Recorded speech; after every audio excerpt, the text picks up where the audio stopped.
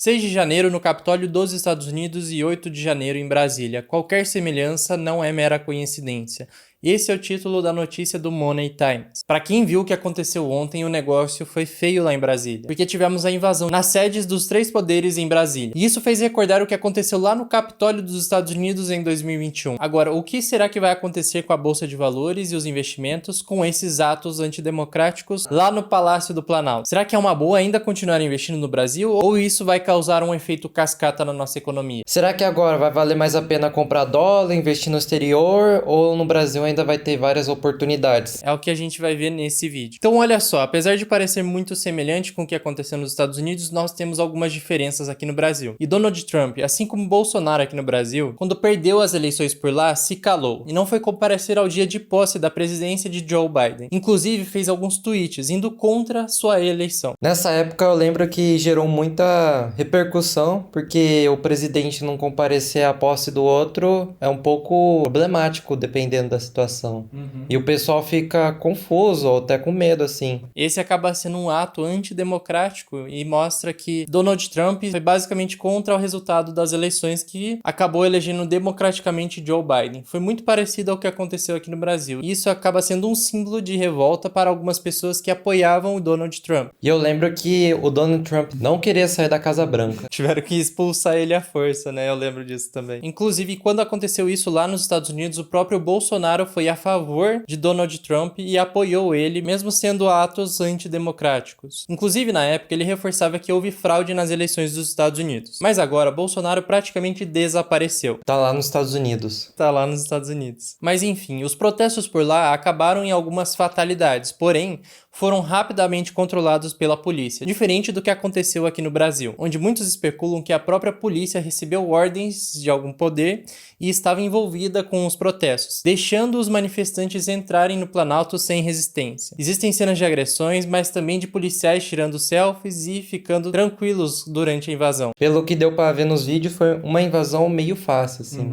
E aqui, diferente dos Estados Unidos, foi uma invasão nos três poderes: legislativo, judiciário e executivo. Essa invasão aos três poderes é algo um pouco mais grave, né? Lá nos Estados Unidos foi um poder só que eles invadiram, mas aqui no Brasil foram os três poderes. E isso simbolicamente é um pouco mais grave se for parar pra pensar. Apesar de ter acontecido algumas fatalidades lá fora, aqui foi muito mais forte a invasão referente aos poderes políticos. Mas, obviamente, apesar dessas diferenças, o que aconteceu lá nos Estados Unidos pode ser reflexo do que vai acontecer aqui no Brasil, tanto na Bolsa de Valores quanto nas consequências políticas desses atos. Porque, como o próprio Jason Vieira tweetou, o 6 de janeiro nos Estados Unidos foi um movimento burro de vandalismo sem absolutamente nenhum resultado concreto, e abriu uma caixa de Pandora para a situação gritar: Lobo, para qualquer coisa. Congressistas lá já disseram que foi pior que o Holocausto e o 11/9, para vocês entenderem o quão grave foi isso. Então, basicamente, esses atos contra Joe Biden só fortaleceram a sua eleição e enfraqueceram o outro lado de Donald Trump, que mostrou ter grupos antidemocráticos e também extremamente agressivos. E agora ele ainda faz uma analogia. O 8 de janeiro aqui no Brasil vai ter o mesmo efeito, com caça às bruxas, eventos de ordem jurídica com e sem razão, fortalecimento do discurso do judiciário, e tal atitude antidemocrática vai criar novas atitudes antidemocráticas, ao invés de criar uma oposição forte com tudo que conquistou. Então, basicamente, esse movimento enfraqueceu a direita e fortaleceu ainda mais o Lula. Agora, para saber o que vai acontecer na Bolsa de Valores e nos investimentos aqui no Brasil, vamos utilizar como reflexo o que aconteceu lá nos Estados Unidos durante a invasão do Capitólio e os dias seguintes. Diferente do que muitos esperavam, o S&P 500 e as bolsas norte-americanas seguiram em alta. Temos até essa notícia aqui: rally global nas bolsas desafia caos em Washington, de olho em mais estímulo. Então quer dizer que mesmo com esse caos, a Bolsa de Valores americana continuou subindo. Sim, no dia da invasão dos Estados Unidos, 6 de janeiro, a bolsa já estava subindo e ela só continuou em alta nesse dia. Mas no Brasil, como isso aconteceu no domingo, todas as bolsas estavam fechadas e nós vamos ver em breve o que vai acontecer. Olha só, enquanto centenas de pessoas invadiam o prédio do Capitólio na quarta-feira em meio a bombas de fumaça, o que obrigou parlamentares a se esconderem por segurança, o S&P 500 perdia força em relação às máximas, mas ainda assim o Dow Jones fechou em nível recorde e o índice Russell 2000 subiu quase 4% no dia. Então, basicamente, as principais bolsas dos Estados Unidos fecharam em alta e até mesmo em uma alta bem forte. Mesmo com o caos nos Estados Unidos, não afetou os mercados. Exatamente. A gente consegue ver isso até nesse gráfico aqui, ó, do S&P 500. Olha, eu vou pegar no dia 6 de janeiro, que foi quando aconteceu a invasão lá. No dia 5,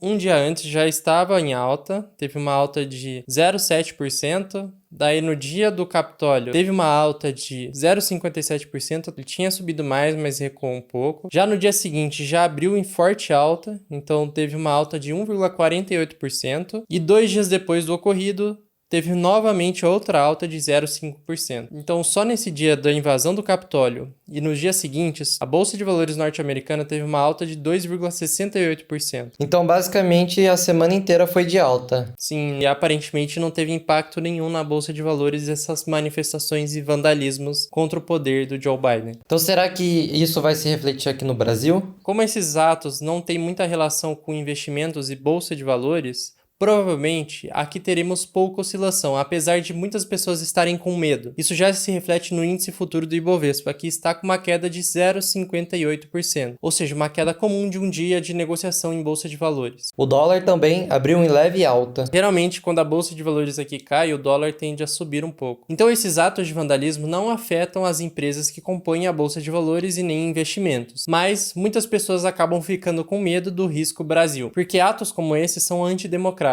e, consequentemente, geram uma insegurança em muitas pessoas e também em quem quer investir aqui no Brasil. Então agora, nós investidores, o que devemos fazer perante essas manifestações e pensando em investimentos no longo prazo? Diferente do que muita gente acredita que é hora de operar agora e sair totalmente do Brasil e de forma imediata, eu não vejo dessa forma. Porque geralmente, quando investimos baseado em medo, tendemos a cometer erros. Então agora, se você estiver com medo do que vai acontecer com o Brasil ou inseguro dos próximos passos, tenha calma e espere essa turbulência passar. Os primeiros meses de transição do governo geralmente são mais voláteis, porque isso tende a mexer bastante com algumas políticas que acabam impactando os investimentos. Mas eu reforço que esses atos de vandalismo não tendem a impactar na bolsa de valores. Então não faça nenhuma movimentação com medo. Tenha calma. Então, momentos como esse de medo, é bom ficar com o pé atrás e ter calma. Porque às vezes daqui uma semana já passou tudo isso e já vamos estar falando de outras coisas. Sim, não necessariamente o pé atrás, mas é só olhar as notícias e tentar pensar de forma racional, sem utilizar as emoções para fazer as operações na renda variável ou em investimentos. Então, o que eu faria agora era continuar com a minha estratégia de diversificação e, claro, eu tendo a me expor mais no exterior, porque existem muitas coisas que vão impactar a economia aqui do Brasil. Uma estratégia que existe, que pode ser adotada, é a Bull Trader, que 50% do patrimônio é dolarizado, investindo no exterior, e outros 50% investindo aqui no Brasil. Então é uma estratégia que eu acho interessante e ao longo dos anos começar a se expor mais no exterior para chegar nesses 50%. É uma das estratégias que existem. Sim, a ideia de investir no exterior é que você estará atrelado ao dólar,